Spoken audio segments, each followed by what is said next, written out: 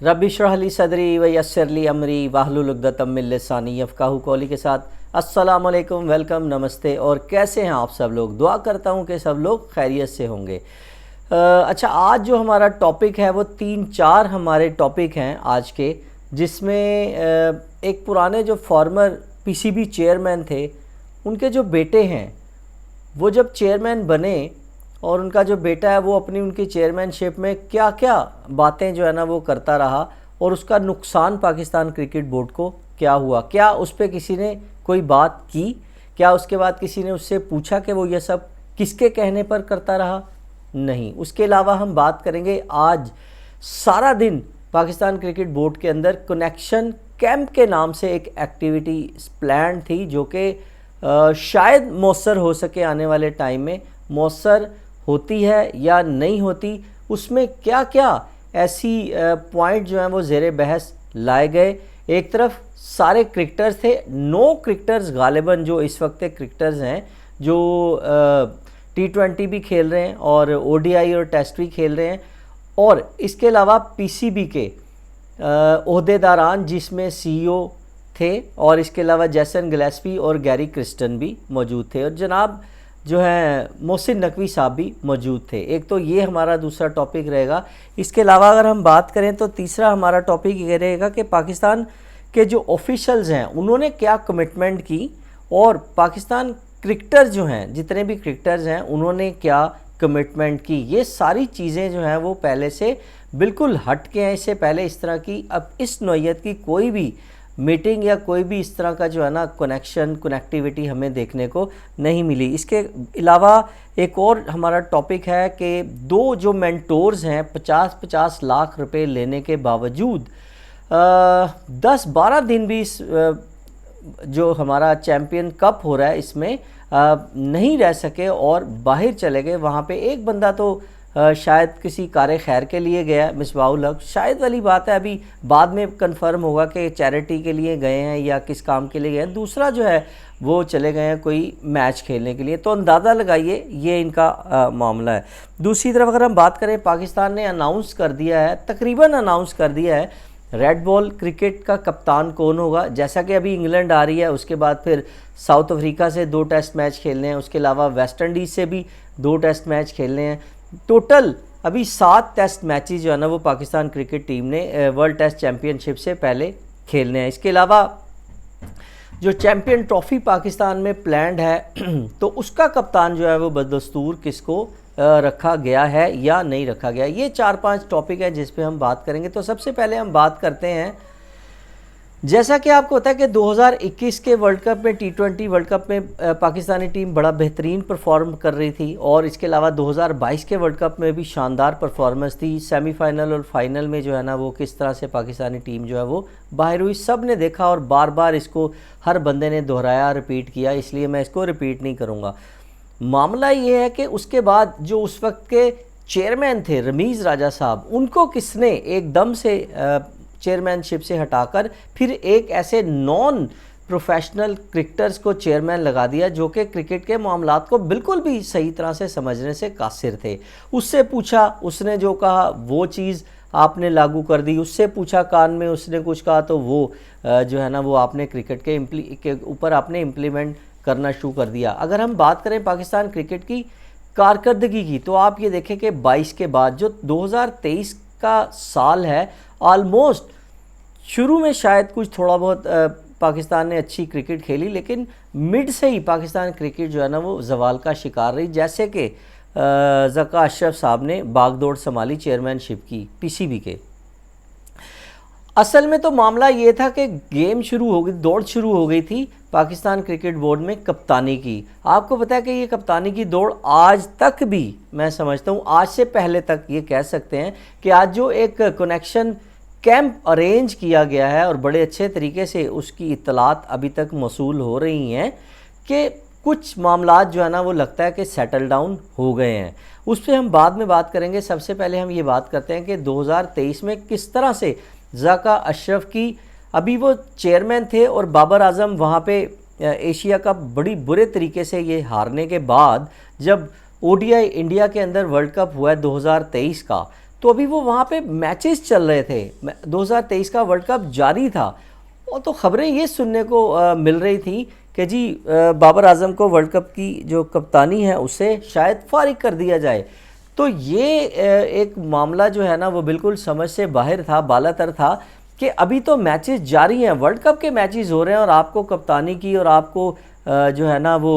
Central contract की फ़िक्र लगी हुई है, तो कैसे आप किसी भी चीज़ को अपने बेहतर कर सकते हैं। उसके बाद अगर हम बात करें पाकिस्तान में कि जी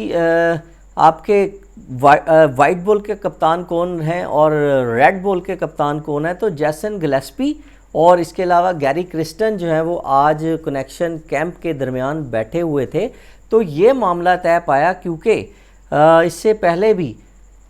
उनका प्लान ये है कि हमने प्रॉम्प्ट जो है ना वो रिस्पॉन्स रैपिड फायर जो है वो नहीं करना, फौरी से कप्तानी को चेंज नहीं करना। ये एक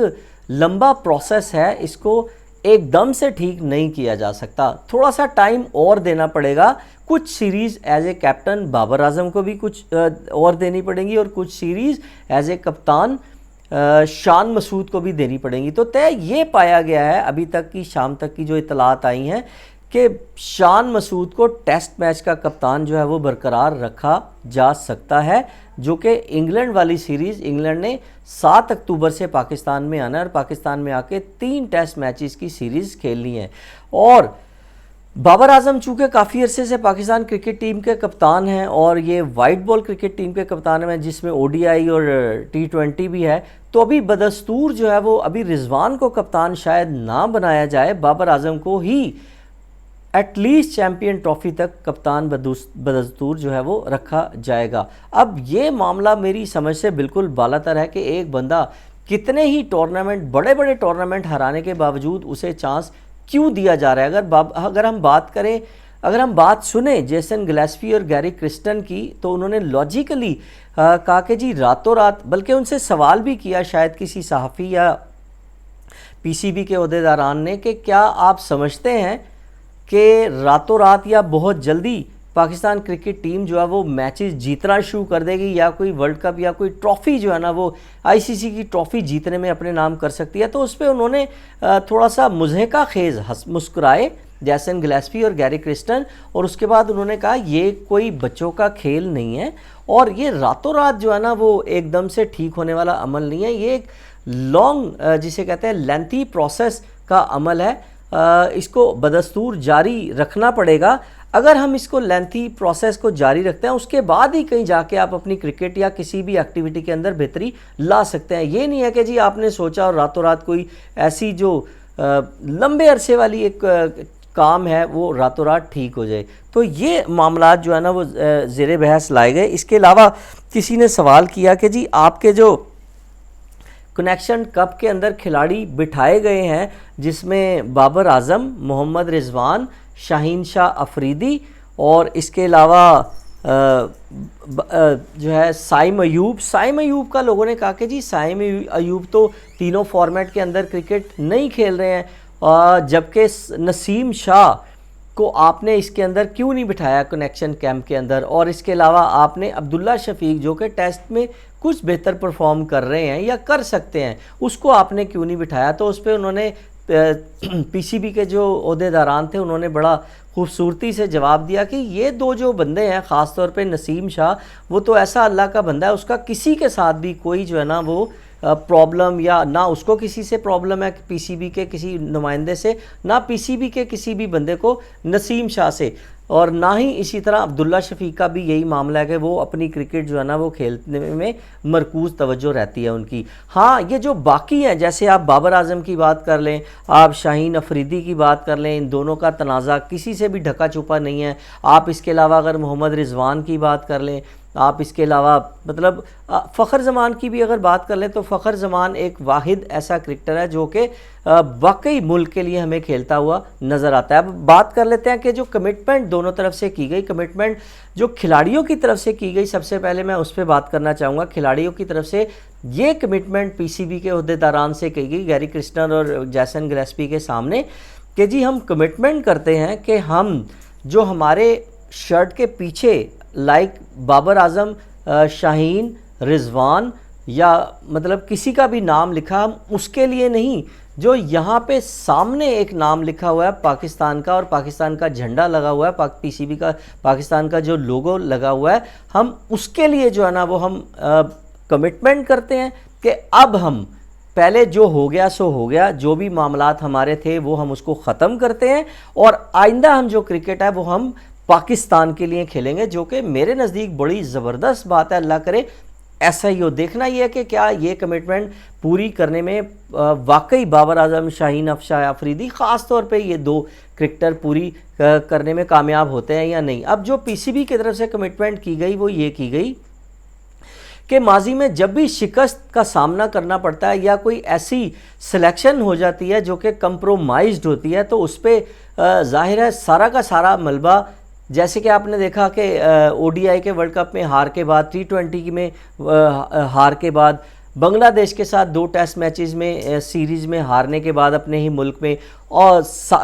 यूएसए से मैच हारने के बाद सारा का सारा मलबा क्रिकेटर्स के ऊपर जो डाल दिया जाता है, खिलाड़ियों के ऊपर जो मलबा सारा का सारा पीसीबी अपने हाथ खड़े कर लेता है, जी हमारा तो कोई कसूर नहीं है, सिलेक्शन कमेटी हमारा कोई कसूर नहीं है, सारा का सारा खिलाड़ियों का जो है वो कसूर है। ऐसा अब नहीं होगा। अगर उनसे कोई गलत सिलेक्शन होगी तो वो उसको ऑन करेंगे और कहेंगे कि हाँ ये हमसे गलत सिलेक्शन हुई थी, जिसका नतीजा ये निकला कि हमने कोई भी सीरीज़ फलां सीरीज़ हारी या फलां सीरीज़ से हमें हाथ धोने पड़े। तो ये एक मैं समझता हूँ खुशाइन बात है दोनों तरफ से, और अल्लाह करे कि मुस्तकबिल में ऐसा ही हो कि दोनों जो है स्टेक होल्डर अपने अपने जो है वो कमिटमेंट पूरी करें और पाकिस्तान क्रिकेट जो है वो हमें एक अच्छी सिमत में जाते हुए नज़र आए। दोस्तों आपकी इस बारे में क्या राय है? अपनी राय से आगाह ज़रूर कीजिएगा। अल्लाह हाफिज़।